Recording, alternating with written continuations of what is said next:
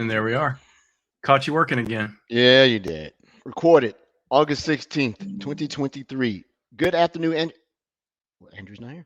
Good Bro. afternoon, bro. Well, bro's not here either. Good afternoon, Rod. How are you, sir? I'm good. How about yourself? I got a message from Brody, said he's on his way. So we should start a timer and figure out what on your way actually means. Mark the time at 46 seconds that he said he was on his way.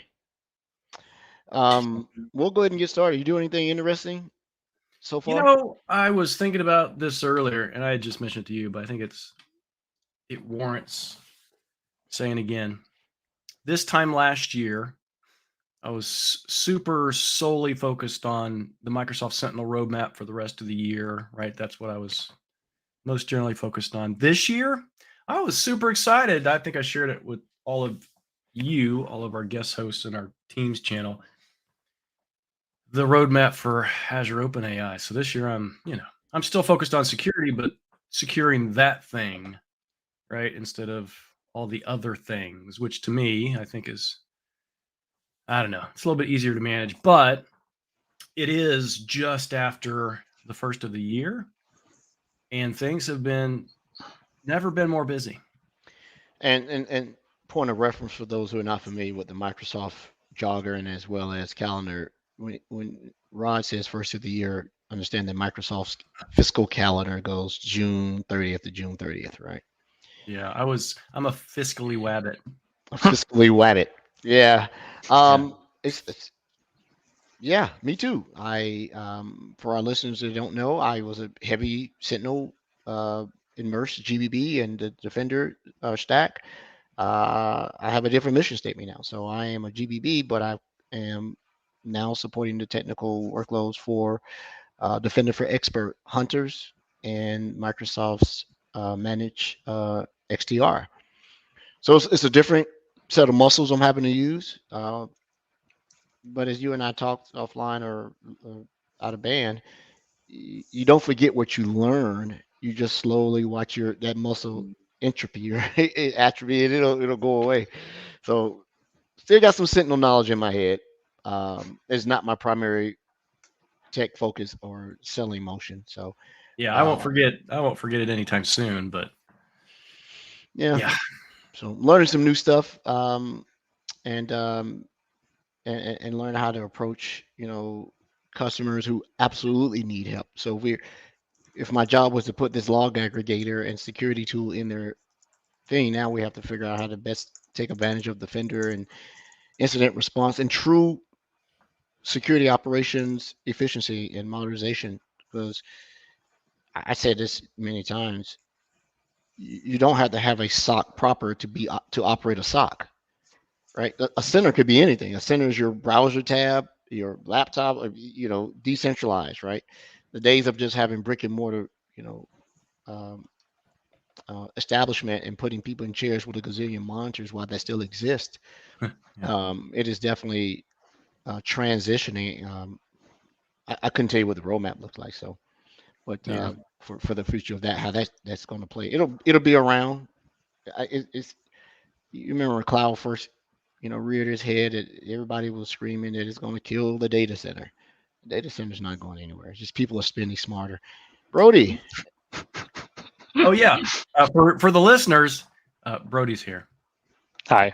Yeah. I was like laughing. You have the perfect comment there, Edward. Yeah, data center's not going anywhere. On-prem, Active Directory still here. It is very much. Yeah. And on that note, one of the things I want to talk about is that very thing. So, Brody, how you doing, man? I'm good. I'm busy as HE double hockey sticks, as they say. I've been practicing on my piano here. There you go. Yeah. Awesome. Little joke. No, I'm just kidding. No, I'm looks a little worn. Consulting's busy. Threat actors are keeping security consultants busy. Yes. So it's good. Learning a ton. Things are awesome. You're not keeping those threat actors on retainer, are you? No, that would be a conflict of interest, I Ah, think. ah. I believe the threat actors have their own retainer. We don't need to keep them on retainer. They are just going to continue to um, piss me off, really, and create a bunch of work that's unnecessary. But I think the geopolitical landscape and I think Ann Johnson said it in a few times. If somebody drops a bomb on Microsoft headquarters in Redmond, the U.S. responds, right? As an example. But then if somebody hacks Microsoft, the U.S. government doesn't respond, right? It's Well, actually, different. they responded recently. So. Yes, but not in a kinetic fashion, right? But in Kind of a negative virtual, fashion, I would say. unseen fashion. Yeah. So it's anyway, it's just the ability for bad actors to have a large amount of impact, financially, time related, personnel related in Canada, North America. It's a pain in the butt to deal with, but we got to deal with it. And one day, I hope the landscape's better. I think a leader at a critical infrastructure organization said something really interesting to me a few years ago. He said, I used to have a huge research and development budget. Since cyber attacks increased 10, 20-fold, whatever that was, I now invest far more in proactive and reactive cyber defense than I do in research and development, because they had to move the money around, right? And if you think about that, it's a challenge for organizations to want to be able to invest in what's new and what's going to be exciting and what's great if you have to spend all this time, effort, and money into security. And I love my job. Security is great. I get a lot of I feel like I'm making a good impact. It's a great career. We have great coworkers. It's everybody against a common adversary. I love that.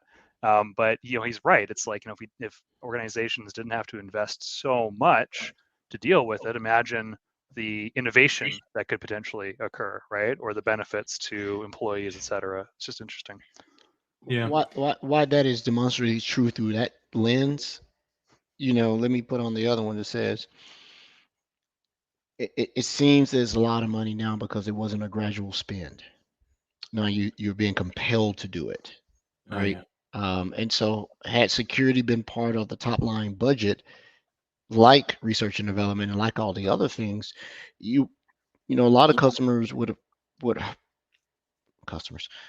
a lot of organizations and entities will probably be in a better place if security wasn't the new muscle that they had to exercise, or the new way of thinking.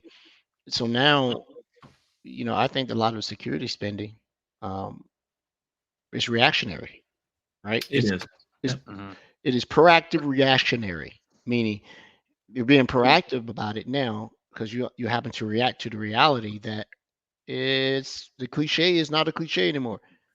Well, I think in some respects, they relied on the originator of that app or that thing to kind of have those thought processes in place before they released, which is what we're kind of working on now from a security perspective with AI. It's about secure code, trying to reinvest in educating developers to do it right the first time. Good luck with that. Shift left and all that. Yeah. You see that Simon Taylor? He was like, "Good call." I'm like, "Good luck." Yeah.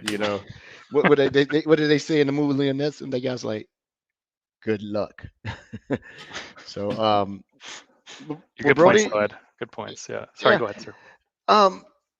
Short show today. No guests. 2 weeks in a row. Semi-purposely, we're going to have a nice guest lineup here starting next week for the next few weeks. But actually today, I actually have 4 things, so I'm not shooting from the hip today that I want to share. 4. Wow. 4. I'm writing them down as we go. All right. It's more than 3. Less than 5.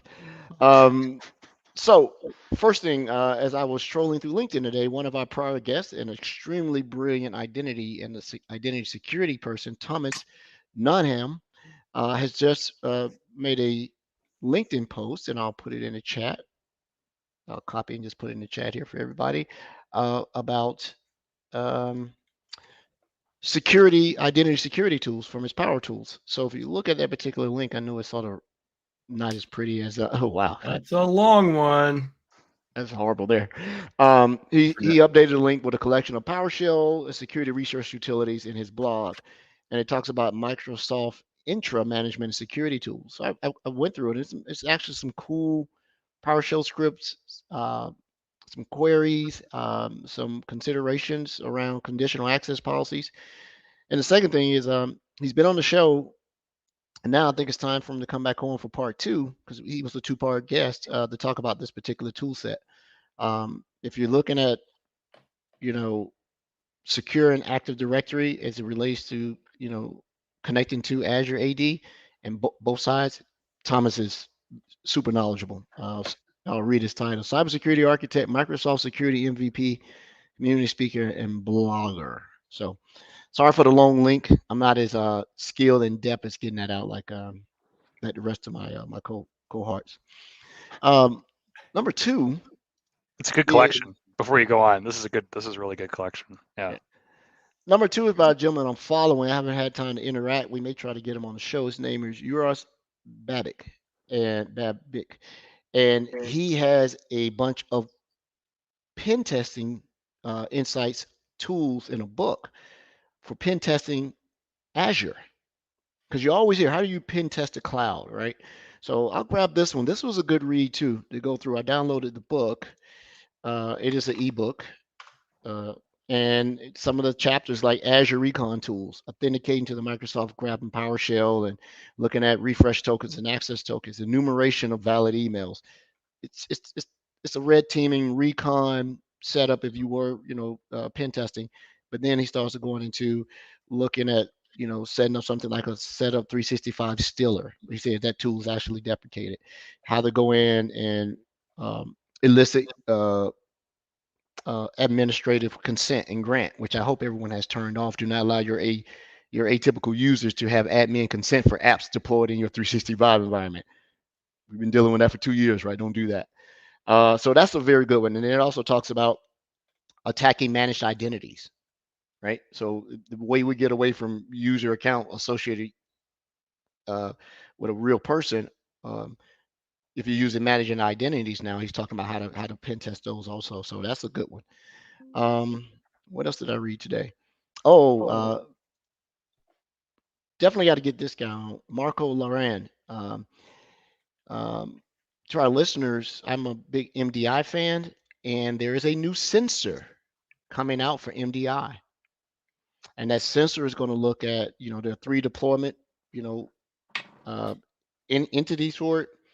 You can deploy, MDI can look at your ADFS environment, and it looks at your domain controller. But now this sensor takes into account your Active Directory certificate server. So there's all type of foolishness that can go on. If you you could tell it's been one of those weeks. Brody and I drinking water on the podcast. 2 o'clock here. Yeah, there you go. So I'm gonna download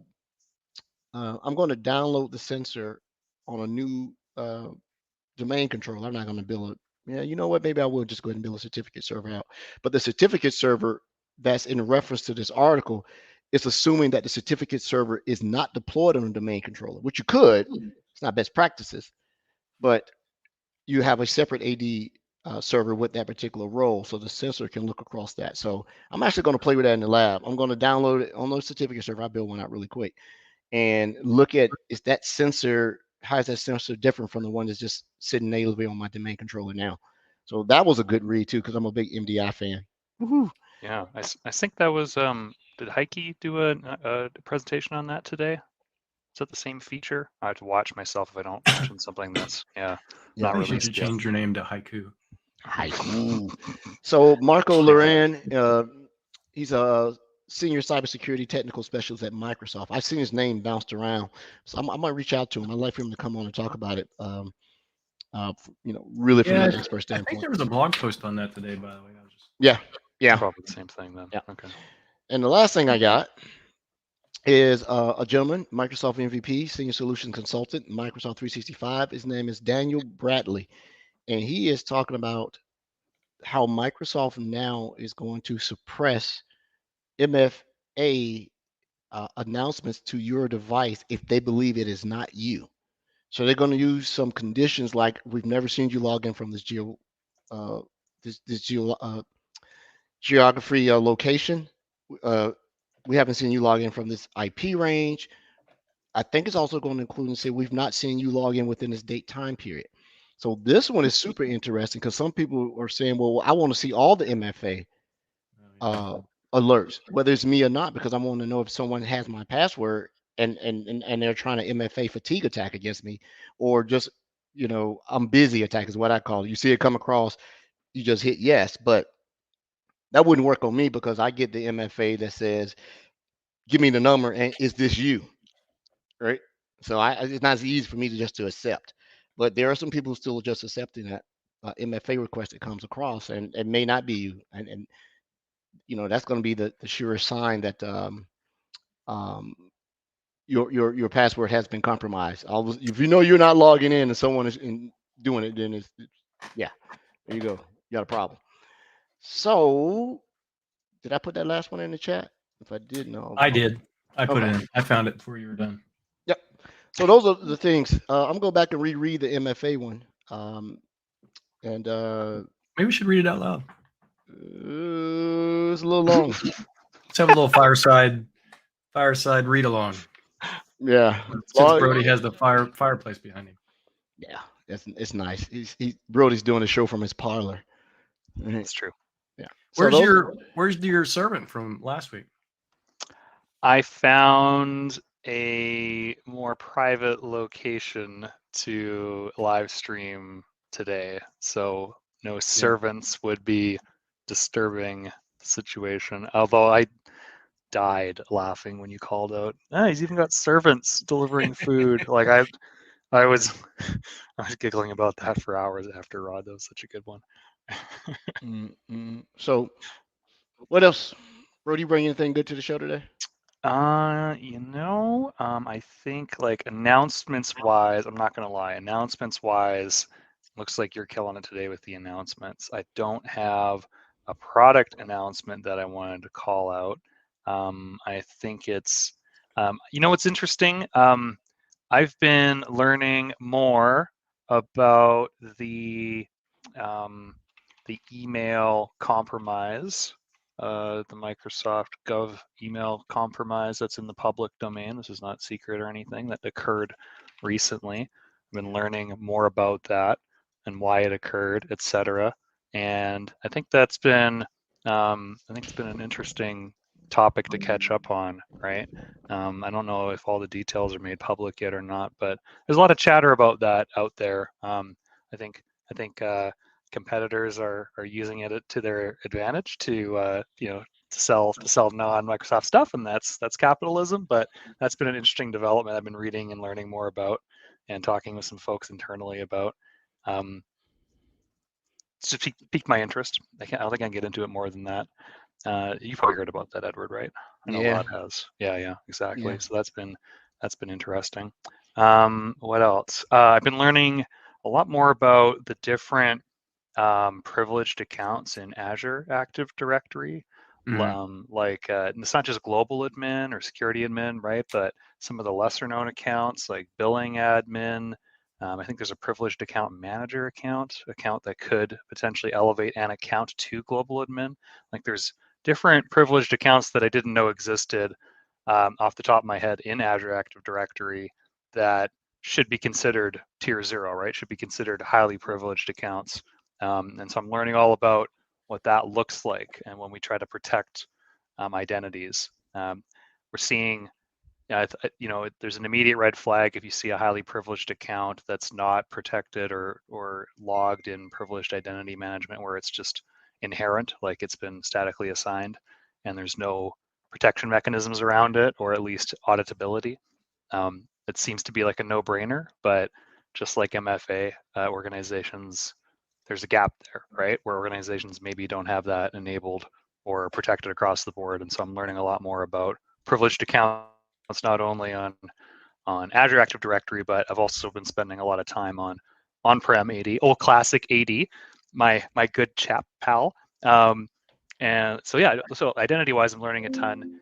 And I think I brought this up last time, but man, I love my new GPT-4 subscription because it writes PowerShell scripts for me, which is great. It's worth the $20 a month if you're if you have to pay for it, because it's worth it. You know. Yeah, totally. I love it. Or just like quick answers. Like we had a situation where it was like a networking request. Like, hey, I need this forest to talk to this other forest. I need to be able to look at this. It's like, oh yeah, I think we need a conditional forwarder. Do you know what that is? I'm like, yeah, totally. GPT-4. Here's your 12-step process with icons for buttons. It's like, well, that's great. That's super handy. Like it's just enabling me as a consultant to get the answer over to them quicker. Obviously, you have to validate it. Don't test in prod, or at least if you're going to test in prod, make sure it's your own prod and not the customer's prod. Yeah. So your own prod. Yeah, your own prod. The value of a lab has been super handy lately. Everybody out there, I mean, if you're in a security role, if you're in a consulting role or a management role, highly encourage you to have your own lab on the side. Anytime you're dealing with the customer scenario, you can just check it on your side, right? Right then and there, learn something. If you're not and you're just watching, you're not engaged, I don't think you learn as much. At least I don't. I know some people out there might be able to ingest information that way, but like I like being hands-on to the point where it helps me memorize things. So if you haven't got a lab set up already, I highly recommend that where possible. I know it might not be available for everybody all the time, but that's been a crucial thing to my success lately. I say that Rod and I say that we were slowly, transitioning to other, workloads that we cover, but you get pulled back into Sentinel. Andrea brought up a question about one of the workbooks in Sentinel. So if you're in Sentinel every day and you have an active environment, you've probably seen this. I hadn't logged into mine, but all of the workbooks have been transitioned over to the Content Hub. Yeah. So the very first time you go and log in and you click on workbooks, I watched it. I should have recorded it. It came up with a migration pane that said we are transitioning away from standalone to the Content Hub, and it went through and they looked at all of the workbooks that I had, and I just waited, and then it said transition complete. So then when I went back into workbooks, you'll see the source of all of them are no longer standalone. I take that back. There's about 3 that still are, but the majority of them have been transitioned over to the Content Hub. So if you go into Sentinel and you go to workbooks and you look at templates, the content source for actually all of mine say Content Hub now. And immediately it told me that all my workbooks need updating. So that was interesting to see that actual transition in progress, because it wouldn't let me do anything in Sentinel until that actual workbook transition was over. It's pretty cool. So that's interesting. Mine didn't do that for some reason. It flashed and it caught my eye, and I'm like, what is going on? I still have standalones. So click on a workbook. Does it matter if it's standalone or no Content Hub? And then and try to manipulate that workbook, and it may trigger it, because it triggered it on mine. Let's see. I'm doing the sign. Failed to save workbook. Oh, already exists, so I can't do that one. Let's try this one. AWS. Nobody uses AWS, so this one might work. Yeah, it's saved correctly. I don't even know what that is. But it just saved it. So it didn't do it for me. I don't know why. So I actually said it a little bit incorrectly. The content source will still say Content Hub. However, below it will give you context of where either what that workbook is for. Yeah. Because in the Content Hub, I have one called Workspace Users Report, and it still says standalone. So now that I refreshed, some of them say Content Hub, some of them say Gallery Content. Yeah. That's just okay. something's just screwy here because even it says relevant data connector. I click on the data connector and it actually takes me the data connector instead of the solution. So mine's not quite there yet. Yeah, I don't Rod, think you don't have the latest Sentinel stuff? That's weird. Well, this is my own environment. I am usually one of the last people to get it. I have to go through between our Microsoft tenant and my own to figure the differences, to figure out what's going on. Because fair. Well, you should. You have the connection. We all have the connection. All you have to do is reach out to Christina quick and make sure that your tenant's in that private preview. Because mine got dumped. I had to get it back in. Don't know what happened. So yeah. So in this tenant, I really usually try to avoid the private preview because as many people as we have and as many customers that we have in that private preview, that we have, how many do we have now? 26,000 customers, something like this for Microsoft Sentinel. They're not all in that private preview. So I try to, my environment is as close to just a normal customer as possible. Well, mine is not too far off the beaten path. It's some stuff I have to go back and start monitoring what's that, CCP, the customer connection program for all of that. Yeah. Because in that old one, they retired the channel for Sentinel, and the new one, because in the old channel, Sentinel was number 3. Or number 7, 1 or 2. But in the new one, in the different channels, you see all the Defender workloads, and Sentinel is 3 now. One of those. And I was like, man, I haven't looked at this myself. It's a lot of stuff in here. Yeah. CCP stands for something else too, by the way. What is it again? I wish they'd change the acronym. Oh, you're talking about CCP is Russian or Chinese Communist Party. Oh. Okay, yeah, well, that too. Mm-hmm. There you go.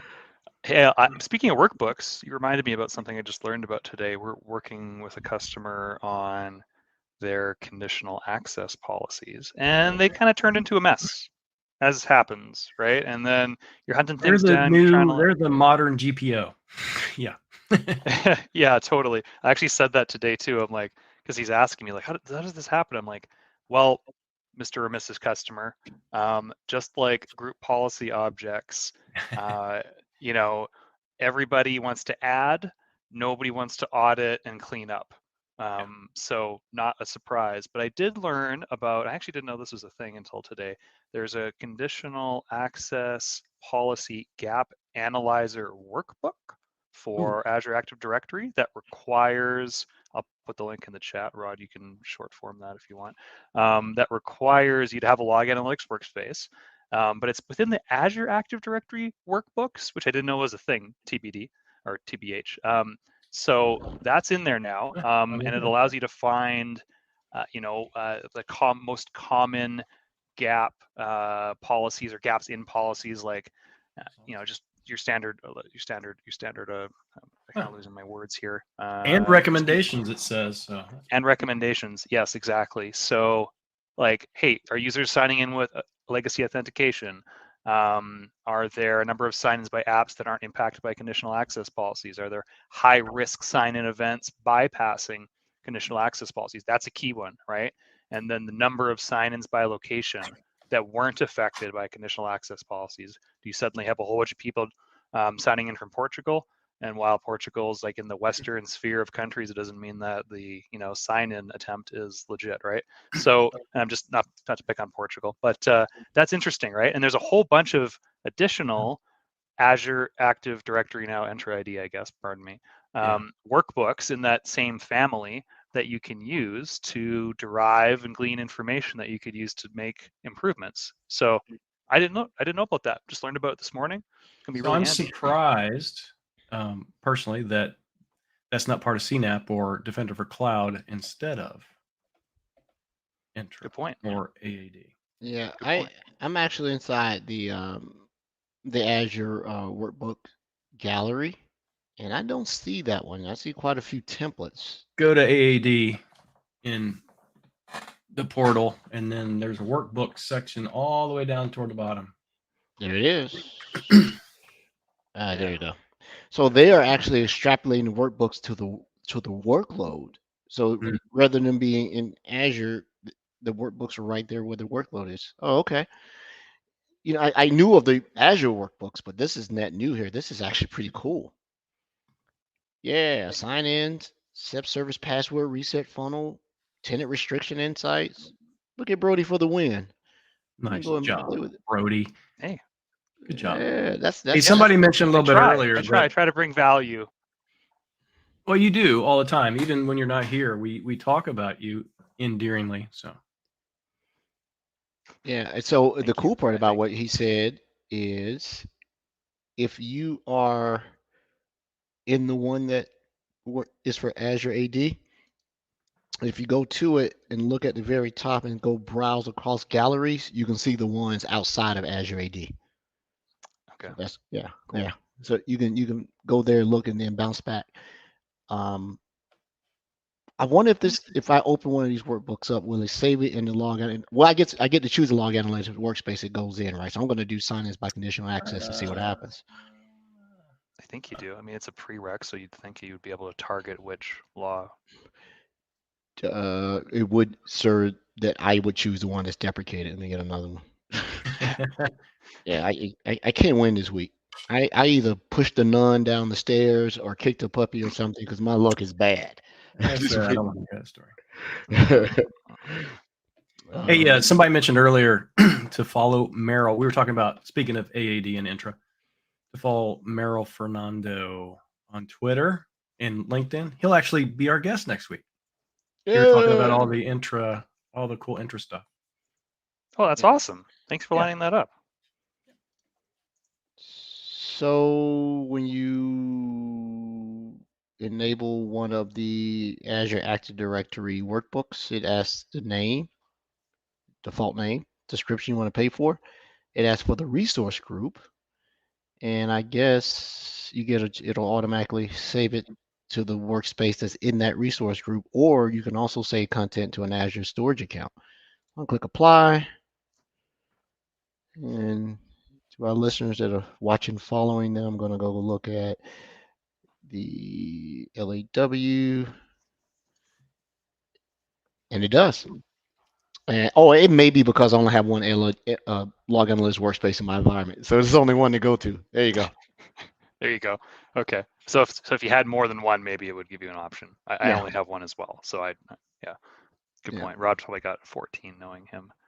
It occurred to me, I'm going through all this, and the listeners are happening to visualize. I should have shared my screen and just showed everybody, right? Next time we'll do it. Yeah. That's a really good find, Brody. Yeah, I know, right? Because let's be honest, no one wants to sit here and go through things one at a time and piece it together. Let's use computers. Go figure, to make the job easier, and then look for some gap analysis. So not only that workbook, but the other ones that are listed in that location. I mean, that's fantastic. I mean, you don't need a fancy security consultant like me now. You can just go in and look at them, right? Which is a good thing. Everybody should go and audit what they have. Yeah. Chances are you've got some bloat, or you've got some misconfiguration, or you've got something trickling through that you didn't realize was trickling through. And it's not your fault. Literally everybody, all enterprise customers I work with, right? Everyone's got a gap. Everyone can improve. Security's a journey, right? So and go one more, which is pretty slick, and maybe it's just been here. When you modify a workbook, add, move, delete, it gives you a recently modified workbook, and it tells you who did it. Oh, that is handy. That is handy. It puts it right there. He changed it. I wish we had that more. I wish we had that more, like in the security portal. That's a big ask that I hear about. It's like, okay, look, we're a 80,000 person company, and we've got X amount of admins, and Y amount are in X portal, and we need to, there's a lot of cooks in the kitchen, and we need to hold people to account when changes are made, and sometimes it's difficult to determine which identity. Yep. Watch the watchers, exactly. So I like that. I like always having a trail. And it's not to lay blame, it's to educate and come to an understanding on, why'd you make that? And was it tracked? And let's build a better process so that we're not undoing each other's work unintentionally, or we're opening up gaps without going through proper procedure. It's just the name of the game, right? And don't get often that you can correct something that you said wrong in real time. But I said something absolutely wrong. It is not saving it in the default LAW, whether you have one or not. It is making the workbook a standalone artifact in the resource group. So the workbooks in Sentinel will go to the LAW because that's where the setup of Sentinel is. But if you just put a workbook in here, it just wants a resource group. Now that I look in the resource group, that workbook is a standalone artifact or resource in there. So it doesn't need a LAW. So that is totally different the way Sentinel saves its stuff. That's pretty cool. Well, then I know. Here, I have to tell you what I know. Interesting. That's pulling from the API and not. Yep. Yeah, that's pulling from the API instead, not from the law. There, it doesn't have a law because I have like 3 diagnostic settings set up in there, but and that's what it was. So it's creating one. So as long as you don't delete the resource group, you're fine. And that makes sense because if you put anything in the LAW, you got to pay for it, right? Yeah. Good so, point. oh man, that's pretty cool. I'm gonna beat up on that a little bit. I might add all of those workbooks as a matter of fact, and see what I can do in there. See if it catches that stuff that Andrea put in my environment. I'm still cleaning up. Yeah, that script of hers is trouble. Yeah. That's why she's in timeout. She's not on the show right now. She's in timeout. That's risky user activity. So help me with a senior moment.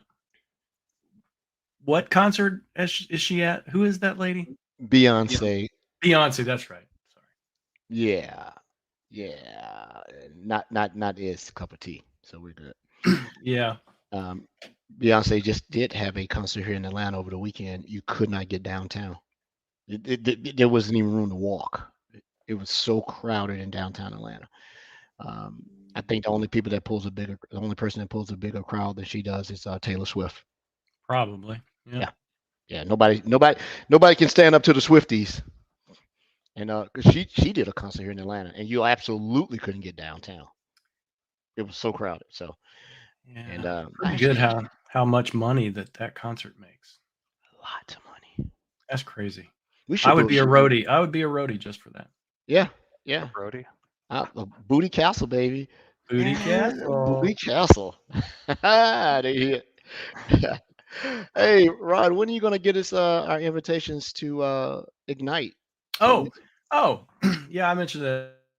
I meant to actually mention that earlier. One of the things that I'm really so what is today? Today is it's Wednesday, of course.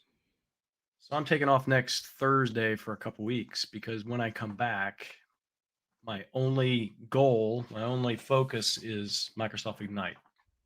So yeah, we're working on that. I can't talk about too much yet, but it is an in-person event, and and it is being developed as an in-person event versus last year. It was actually it was a hybrid event, but it was actually developed more for remote people. This year it's going to be a true in-person event with the hybrid piece tacked on.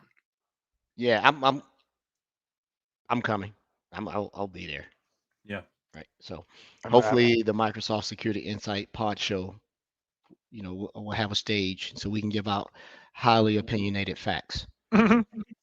From all the attendees, we could have I'm gonna ask as well. I know some people on my team got to go to Black Hat and DEF CON, and I heard their opinions on how both of those have changed. I've never had the opportunity to go to either or RSA, but if other people get to go to a conference, I should be able to go to something, right? So maybe it's. I will tell you that Black Hat next year we will be putting a much bigger effort into it. It was actually more valuable than we had anticipated this year. So. Yeah, I've been able to share why it was valuable. Sorry, Edward. I think there's a few reasons, but I think the primary one is that we have, and we've invested heavily in doing this, is we have, we've kind of accumulated the market from a security perspective. People see Microsoft as a security vendor. I wonder if you're going to be charitable and said, I'll say it. Yeah. Microsoft didn't go because we were dodging. You were going to be the brunt of the joke.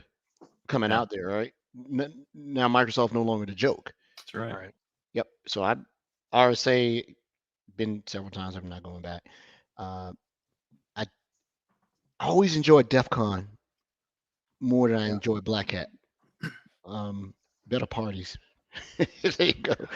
I was the only one on my team. There's 4 of us. I was the only one on my team, and the other 2 of my colleagues are international. It's the only one on my team that didn't go this Black Hat this year. And after the event was over, my manager said, "Well, you're definitely going next year." So, Cool. we need to be there. I got some peers. They paid for themselves to go. Yeah.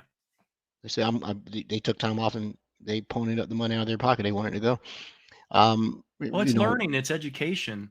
Yeah. And it's From a my great place. perspective, your manager needs to invest to get you to places that are going to connect with customers, community, and also invest in your education. So. And co-opetition, right? I mean, I'm here, I'm getting 6,000 emails a day about Microsoft announcements and Microsoft takes on announcements and current events, et cetera, et cetera. And, I'm on LinkedIn and I see things, but primarily I get fed Microsoft information because I follow Microsoft people and I'm at Microsoft. So it just gives me the algorithm. But if you go to a vendor neutral conference, you have the opportunity to see what other players are doing in the industry as well and kind of get out of that silo a bit. And that's really interesting to me. I get that a little bit here in the local B-sides in Calgary, where I kind of like get to break out of just like, corporate Microsoft mode and be like, oh, who are you? Oh, okay. What do you do? Oh, interesting. Okay. Yeah. Nice to meet you. Let's connect. Yeah. One of the things it used to be before, COVID, and now that it's coming back, it was an excellent opportunity to hand out flyers. And by flyers, that is synonymous with your resume, right? And if I got to invest in myself, I'm taking plenty of flyers with me, right? Now I wouldn't do it if someone going on the company's dime, but people are recruiting. There are people who, you do what? Come talk to us, right? And I'm glad. Nice paper, like scented paper, like nice high quality stock. Velvet stuff, yeah. Velvet. Actually, you touch the paper and it goes up like this. You can swipe across and look at it and everything. Yeah. Some Minority Report. Yeah, man. Yeah, I'm into COBOL. that. Look at that. The minority who has a report. There you go. That's it right there. That's your title for next week. Yes, sir. So when I'm giving you the business, I'm giving you a minority report. That's it. That might be the tagline for next year. That's pretty good. Our listeners can tell we don't take ourselves seriously around here. There you go. Yeah, I got some time on my hand. I am going to go down in the lab. What I'm supporting right now is not hands-on-iest like Sentinel and all this other stuff. I made up a word. It's conceptual. I'm selling services, so I have to conceptualize what I'm trying to convey to the customer rather than being able to jump into a demo and show them. But we are having someone from this customer experience team from Defender for Experts Hunting on the show next month to talk about the what 6th, right? The 6th, yes. So I'm going to sort of be a host and a guest at the same time because I work with that individual on that. We work across teams. We do collaboration, not across teams. Everybody's working teams, but you guys know what I meant. So I want someone who was part of the product from inception to come in and talk about it so I don't butcher it. But September 6th, we will have Mr. Steve Lee to come on. CXE. I've worked with him in the past. He's a rock solid TS before he went to program management. And I asked him to come on and talk about it. So it's going to be that's going to be a good show. So our listeners who are not familiar with our dedicated hunting solution, as well as our managed MDR, I'm sorry, managed XDR, he's going to give you the skinny. Yep. Someone said Dave Kennedy would be a great guest. Who is Dave Kennedy? I don't know Dave Kennedy. There it is, Dave Kennedy. He's one of the Kennedys, so it's got to be good. Who's yanking our chain? Who did that? Trip, friend of the show. Yeah. Been to the dentist, had a tool. He's been with us since the beginning. Shout out to our OG Discord people and fans of the show. Mm-hmm. TRP being one of them. I forget his actual name. He's dropped. Hey, this is literally how the shows went before we got famous and everybody wanted to come on. We're famous? Well, semi. I'll tell you this much. I had a chat with my manager today, and he loves the podcasting. He's like, it was like a big thing. It was a big deal. Community outreach and impact. Like, so happy we get to do this, you know. And sometimes like this, it's like, who's getting value out of this? I hope somebody is. That's great. We're trying, you know. And then we bring on guests, and they're generally smarter than I am, so I get to learn from them as well. But it's just great having impact outside of the organization. Yeah, we need to get Noodle on as a guest. We do. Someone asked if we could have someone on from DEF CON or Black Hat to talk about their experience there. I'm happy to do that. Sarah Young on my team, on one of my colleagues, she went, and she loves talking about things. So get Sarah Young. That's a great idea. I'd love to get Sarah Young on here. Yeah. I haven't heard her name in a long time. She's doing well? I talk to her every day. Well, almost every day. She has a super smart sounding accent. And she's good people. Absolutely. Yeah. Very, very humble, but at the same time knowledgeable. You know, not like these smart folks who will tell you. I'm a lucky person. I have a really good team. We're small, but we're frisky. Frisky. Yeah. There you go. Nobody frisking me. Frisky. You know,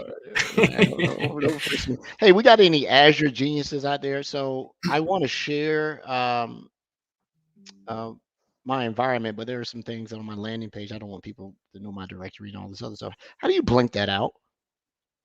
Like live? Well, yeah, like if I'm working in the portal in the upper right, I don't want you to see my login. I don't want you to see my. There's a plugin for that. There's a masking plugin. I'll have to find it. Send you a link. Yeah, and if we can get that done, I'll definitely come back, and instead of having to, talk through the movie and make it a book, I'll show everybody my environment. I don't want certain sensitive information to get out. I already know what it is. It's Hansonius on Microsoft.com. Hansonius. Hansonius. Man, let me write that down. How would you spell that? I'm glad I changed my name up. Hans. I'm glad you didn't leave it at Hansy, because that would have been a story. Really? Is that true, Frisky? I got it. Frisky and Hansy. Yeah. Hansonius. HANDSONEUS. Hansonius. EUS or IOUS? I didn't know. Well, I put IOUS. That looks harder. IOUS. Matter of fact, I'm gonna submit this for the National Spelling Bee. Hansonius. You use it in a sentence. Yeah. Rody is very hands-onious with his customers.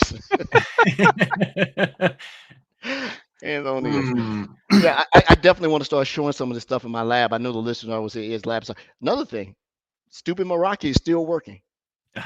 That's incredible. You are absolutely the only person that will ever say that. Yeah, no doubt. And I love the dashboard. It's now I figured out how to pull in the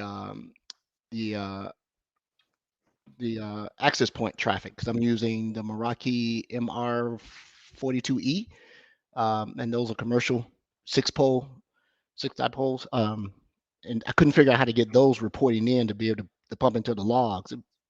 You go through all this stuff, and it's literally a button, a switch, and quickly turned it off. Access points are extremely chatty. They want to tell you everything, and I don't need to know all that, right? So yeah, I don't know what happened. Maybe some Keebler elves snuck in my house and fixed it, like the elves that fix your shoes when you're asleep. There you go. That happens in your house? Weird. Somebody's fixing my shoes. You know what, Noodle? Meraki, firewall for children. I don't know if you insulted me or what. That's all right, though. Edward, it's okay, man. Everyone's got to have a talent. And if yours is network configuration, then that's okay. Trevor asking me, what are the things you currently try to sell? Everybody's picking on it. They have tried to sell. I'm selling. No, I'm pulling your chain. Noodle. Edward, how far behind on your quota are you already? And it's just the first of the year. Yeah. Oh, I got him concerned. Don't answer that question. It was just, I knew it would trigger you. Well, I'm not I was gonna say something mean, but I won't do it. Yeah, Not about it's- anybody here. It was about the service. Yeah, so they asked the vendor for. Actually, I'm gonna go MXDR. There you go. He was asking a question about the two things. No, the Meraki back to Noodle. You're right, but I got it for free. So I got to stop looking good, give horses in the mouth. When Meraki first came out years ago, actually, when Cisco acquired them, I was one of their very first engineers, and so I've been part of that NFR program forever. So I still got Meraki stuff that's active and useful sitting on the shelf because I'll just refresh the hardware. So I got a totally usable firewall, 3 access points to still support modern auth and transmission bands. And the only thing they haven't sent me, because I think they're the most expensive, they won't upgrade my switches for free. Those switches are fully featured, and so I had to pay like 50% on those. But now the switches are solid. If you turn on the syslog capability in the switches, you still get a lot of insights on what is happening inside your network. So I like the switches; they're rock solid. Their MX, which is their firewall appliance, it works because it never connects to the internet, so nobody can get in. There it is. All right, I found that extension, by the way. I'll put it in the show notes. Oh, perfect. Thanks, Rod. I'm curious about that. Called AZ Mask. Works on AZ Edge. Mask. It's AZ in the Mask. Chrome Okay. store. Okay. It's on Edge. Good stuff. Good stuff. AZ Mask. Hey, I want to give a shout out. Anybody who is looking, the security service line, the team I am working on is my team. Sentences. They're hiring at Microsoft in the U.S. only, unfortunately, which is sad because some folks in Canada I was going to recommend, and Europe, you know who you are. But take a look at my LinkedIn. I think it was the last post I made because I've been so busy. I haven't been on the LinkedIn lately. But security consultants and security architects posted. Great team. Get on it. Get on it because it's coming up to the decision date. So there you go. Shout out. Get on it. Just don't be handsy. Don't be handsy. Don't be frisky, but be hands-onious. I'm hands-onious. Yeah. Man, I sound like a Roman gladiator. Hands-onious. There you go. You just go around slapping other gladiators in the Colosseum.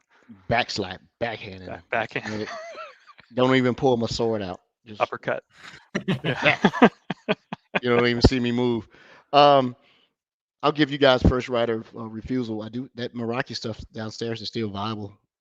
You want it, Rod? You want it, Brody? I'll zero it out. No, I've had so much bad experience with Meraki that maybe I'll find a lucky listener. Yeah. I can't transfer the license out of my portal. I can release it out of my network, but those licenses are like they send me 5-year licenses at a time, and they're all enterprise, so they're expensive. If I can reallocate those, I think you just have to release the license, and I'll give it to someone. The MSI Show eBay account. There you go. Who you telling? How many Fortinet firewalls have I given away? Yeah. I have one. Yeah. I got 2 left now. I gave Ren 1, Beth 1. Don't know if I gave Andrew. Oh, Josh Lanier, I gave him 1. And you guys, where you getting these bootleg Fortinet firewalls from? Ed? I was on the NFR program where I would test it out. You just got to write something, and they'll let you keep it. But the thing is, you get the first one for free. You have to buy their licensing to be able to use FortiCloud, and their FortiSIM is not. It's not embarrassing. Their cloud SIM that's associated with that your FortiCloud subscription to that device. I have a 60DE and a 60DE Plus, so I think I'm gonna swap that. I think I'm gonna put the Fortinet in line with the Meraki. Here I go about to break the damn thing and see what it sees versus the other one. Just put it through pass-through mode. I think their tagline is good enough. Good, good enough. Good enough. Yeah, that's it. And yeah, so maybe we'll just have a Noodles like, can I have it and make a lovely doorstop? No, it won't. It'll probably let everybody in. It'll open the door and let people in your house. Wow. Rob you out. Good Tell enough. tell the Amazon guy, nobody's at home. Come on in. Right? Oh my goodness. Yeah, but wow, who Said their name was Meraki. I don't know. They let me in. Meraki just got on Noodles' bad side. I don't know. Yeah, what Noodle's the- on fire today with the Yes, jokes. he is. Killing me. Yeah. He said, I'm surprised Meraki supports Syslog. Yes, and it's. I'm trying to remember the portal. It's Syslog exclusively. I don't see anything that says. Well, it might be Ceph. I don't know.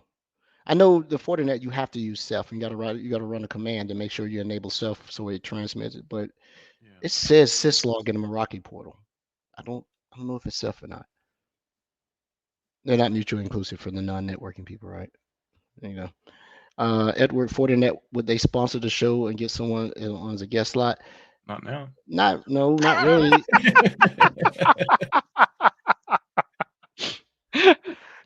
Check out any of our last shows except the last one. Yeah. So yeah, he's love right. Fortinet. It's not Ceph. Yeah. There is a hack where you can't. You cannot put Ceph on it, and I think I know why. He says not. At least it's not an ASA. I'm gonna date myself.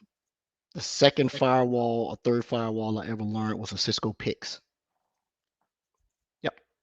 I learned Velociraptor second, and the first firewall, enterprise firewall, was I was running Checkpoint on a Nokia platform. Yep, the little blue boxes. If you're dating yourself, does that mean you'll get lucky? No, not at all. It doesn't.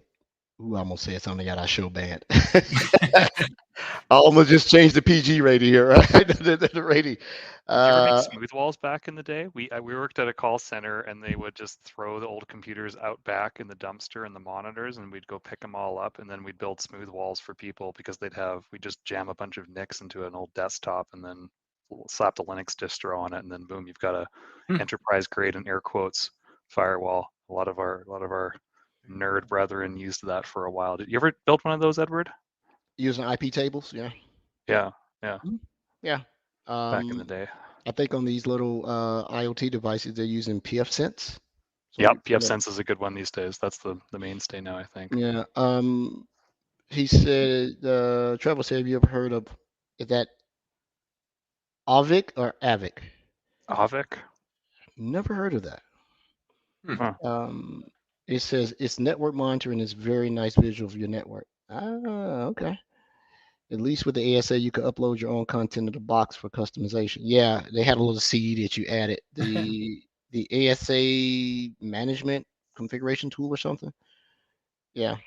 Somebody's paying for ads on Bing because I did a search for Avik, and first link is best alternative to Avik. It's Ninja One.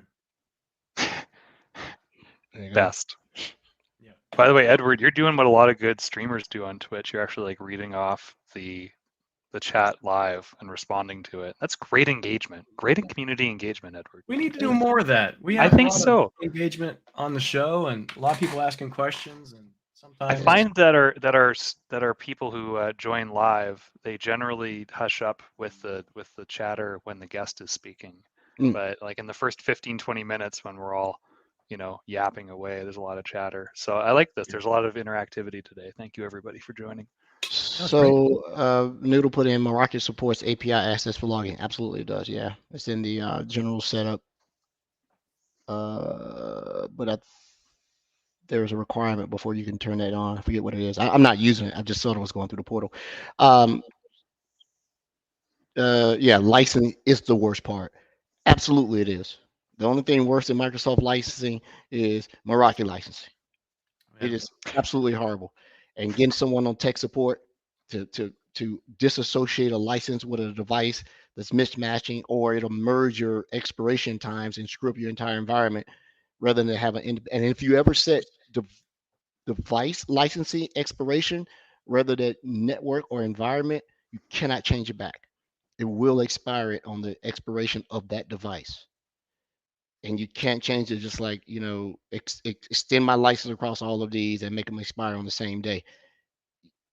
They won't do it. I have no idea why. It's a subscription Trevor, economy. Trevor, you said I take them. I think I'm losing context with earlier chat. Are you saying that you want the Meraki? The Meraki devices? I think he is saying that.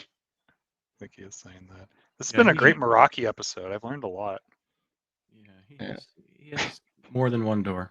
Yeah, I thought that we were a Microsoft Security Insights podcast, but Just give you a hard time. It's all good. oh, but I'll tell you one thing about the Meraki that's good. I'm Please. a person that sees both sides. Its AD integration, it's not bad.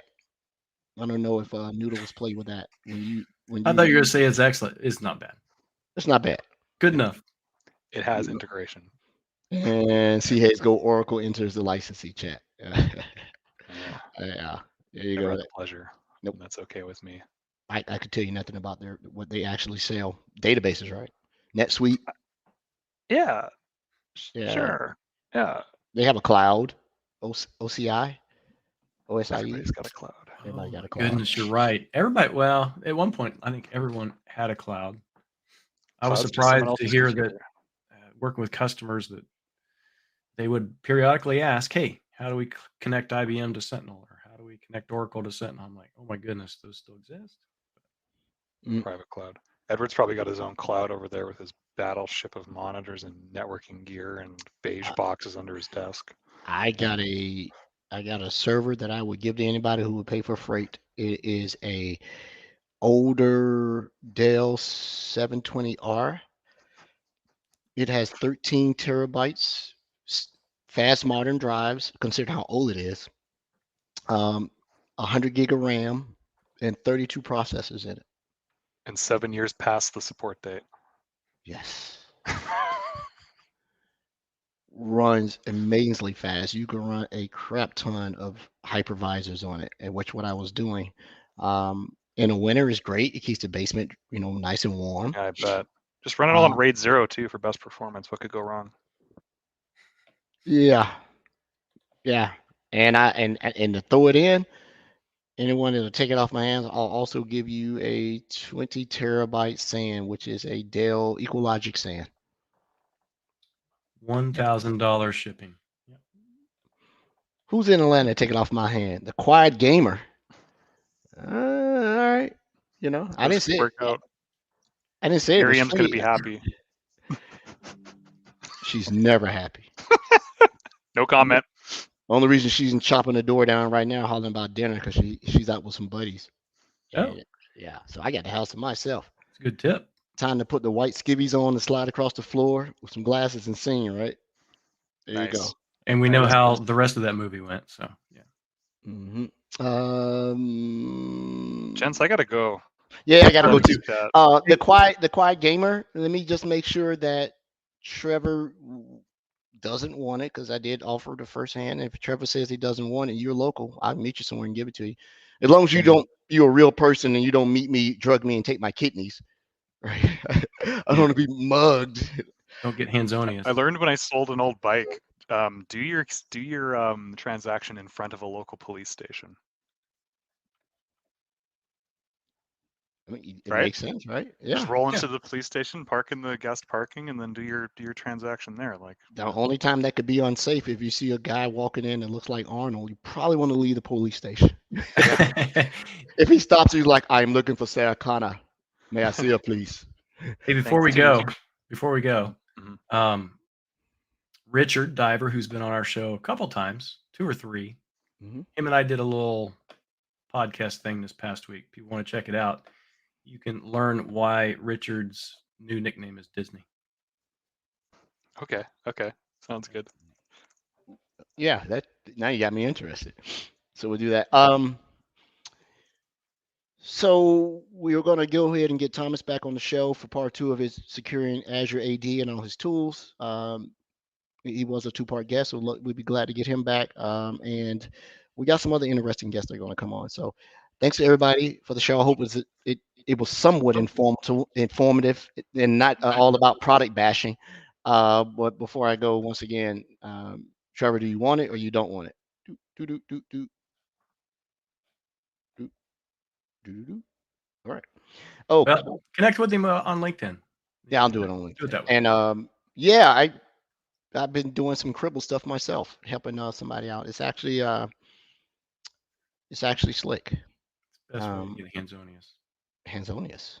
Let me see. How did he spell it? Yep. That's the correct spelling. That's per the web. I'm gonna put it on Wikipedia tonight, so it's official. Yeah, do that. Spelling. All right. Everyone, thanks for the show.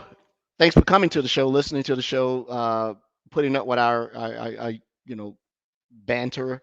Next week we're back to normal. We'll have guests, and I'm excited about next week's guest, but even more excited about the one after that. She's coming on, Angelica, and she is a top-notch security person, and she's talking about security and AI. So let's go. We'll have someone other than Rod to talk about it. Yeah, I'm tired of talking about it. Tired talking about it too. All right, everybody's Quiet Game. Hop on our Discord and connect with it, and everybody said it's going to take it off my hand. They were just teasing me. That's all right, Trevor. I'll get my revenge somehow. It'll show up at your house. Yeah, I'll just leave it. It doesn't show up at his house. Right at the doorstep. Freak them out. How did you know where I live? Type of thing. Yeah, we captured all you guys. Yeah. Geophysical location. There's no privacy note here. There's nothing you have to sign to join this podcast. As we end the show, why would you have 10 domain controls in your lab, Trevor? Oh, okay. Yeah. All right. Red Forest. We're ready. Brody's got to go. He has to be served his dinner. Yep. All right. Yeah. They have to come brush his hair. Still working. Right.